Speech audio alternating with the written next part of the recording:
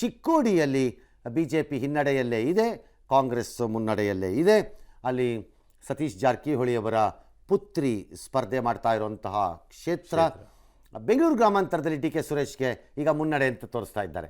ಅಂದರೆ 1000 ಮತಗಳನ್ನು ಅಳಿಸಿ ಹಾಕಿ ಅವರು ಆಚೆ ಬಂದಿದ್ದಾರೆ ಅನ್ನೋದನ್ನು ಈಗ ತೋರಿಸ್ತಾ ಇದ್ದಾರೆ. ಈ ಏತಾಪಾತವನ್ನು ನೀವು ಈ ರೀತಿಯ ಒಂದು 2-3 ಕಾನ್ಸ್ಟಿಟ್ಯೂಯನ್ಸಿಲಿ ನೋಡ್ತೀರಿ ಅನ್ಸತ್ತೆ ಇವತ್ತು. ಹೌದು ಸರ್. ಬೆಂಗಳೂರು ಗ್ರಾಮಾಂತರ, ದಾವಣಗೆರೆ, ಆಮೇಲೆ ಚಿಕ್ಕೋಡಿ, ಕೋಲಾರ, ಇಲ್ಲೆಲ್ಲ ಈ ರೀತಿಯ ಲೆಕ್ಕಾಚಾರ ಇರ್ಬೋದು. ಸುಮಾರು 1750 ಮತಗಳಲ್ಲಿ ದಾವಣಗೆರೆಯಲ್ಲಿ ಕಾಂಗ್ರೆಸ್ ಮುಂದಕ್ಕೆ ಹೋಗ್ತಾ ಇದೆ ಅಂತ ಸುದ್ದಿ ಬರ್ತಾ ಇರುವಂಥದ್ದು. ಇದು ರಾಜ್ಯದ ಚಿತ್ರಣ. ದೇಶದ ಚಿತ್ರಣವನ್ನು ಗಮನಿಸ್ತಾ ಹೋಗಬೇಕು ನಾವು. ಬಹುಮುಖ್ಯವಾಗಿ ಅದನ್ನೇ ಗಮನಿಸ್ಕೋಬೇಕು. ನನಗೆ ಆಲ್ ರೈಟ್, ಎಸ್. ಸೊ ದಾವಣಗೆರೆಯಲ್ಲಿ ಕಾಂಗ್ರೆಸ್ಗೆ 1179 ಮತಗಳ ಮುನ್ನಡೆಯನ್ನ ಕಾಣಿಸಿಕೊಳ್ಳುತ್ತಾ ಇದೆ. ಸೊ ಓವರ್ ಆಲ್ ಆಗಿ ಲೋಕಸಭೆಯಲ್ಲಿ ನಿಮಗೆ ಓವರ್ ಆಲ್ ಆಗಿ ನೋಡೋದಾದ್ರೆ 221 NDA, 115 INDIA ಮುನ್ನಡೆಯನ್ನ ಕಾಯ್ದುಕೊಳ್ಳುತ್ತಾ ಇದೆ. 11 ಅದರ್ಸ್ ಅಂತ ಹೇಳುತ್ತಾ ಇದ್ದಾರೆ.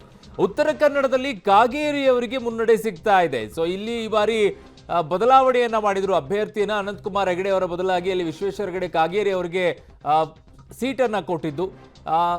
ಅನಂತಕುಮಾರ್ ಹೆಗಡೆ ಅವರು ಕಾಣಿಸ್ಕೊಳ್ಳಿಲ್ಲ, ಬಟ್ ಕಾಗೇರಿ ಅವರೇ ಓಡಾಡಿಕೊಂಡು ಅಲ್ಲಿ ಅಖಾಡದಲ್ಲಿದ್ದರು. ಅದು ಮೂಲತಃ BJPಯ ಕ್ಷೇತ್ರ ಅನ್ನುವಂಥದ್ರಲ್ಲಿ ಇದ್ದಿದ್ದು. ಕಳೆದ ಬಾರಿ ಹೈಯೆಸ್ಟ್ ಮಾರ್ಜಿನ್ ಆಲ್ಮೋಸ್ಟ್ 4 ಲಕ್ಷ ಮತಗಳ ಮೂಲಕವಾಗಿ ಅನಂತಕುಮಾರ್ ಹೆಗಡೆ ಅವರಲ್ಲಿ ಗೆದ್ದಂಥ ಕ್ಷೇತ್ರ ಅದು.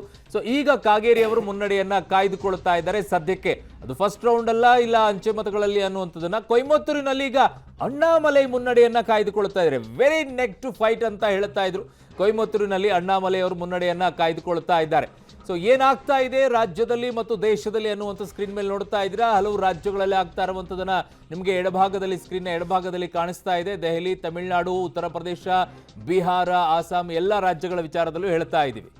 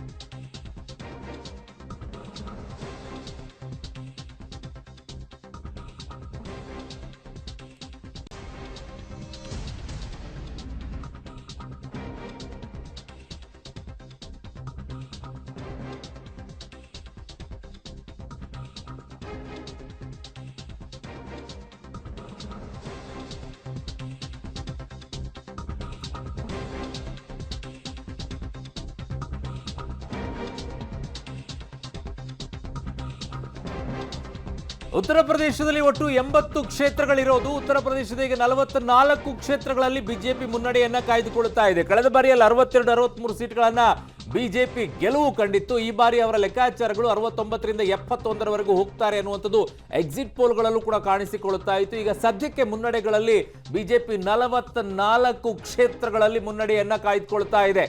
ಉತ್ತರ ಪ್ರದೇಶದ ಗದ್ದುಗೆಯನ್ನ ಯಾರು ಹಿಡಿತಾರೋ ಅವರು ದೇಶದ ಗದ್ದುಗೆಯನ್ನು ಹಿಡಿತಾರೆ ಅನ್ನುವಂಥ ಒಂದು ಮಾತಿದೆ. ಹಾಗಾಗಿ ಉತ್ತರ ಪ್ರದೇಶದ 80 ಕ್ಷೇತ್ರಗಳ ಮೇಲೆ ಎಲ್ಲಾ ರಾಜಕೀಯ ಪಕ್ಷಗಳ ಕಣ್ಣು ಬಹು ದೊಡ್ಡದಾಗಿರುತ್ತೆ. ಬಟ್ ಈಗ ಅಲ್ಲಿ ಅಲ್ಟರ್ನೇಟಿವ್ ಆಗಿ BJPಯನ್ನ ಮಣಿಸಿ ಮುಂದೆ ಬಂದು ನಿಲ್ಲುವಂಥ ಪಕ್ಷಗಳಿಗೆ ಸದ್ಯಕ್ಕೆ ಅಲ್ಲಿ ಕಾಣಿಸಿಕೊಳ್ಳೋ ರೀತಿಯಲ್ಲಿ ಇಲ್ಲ.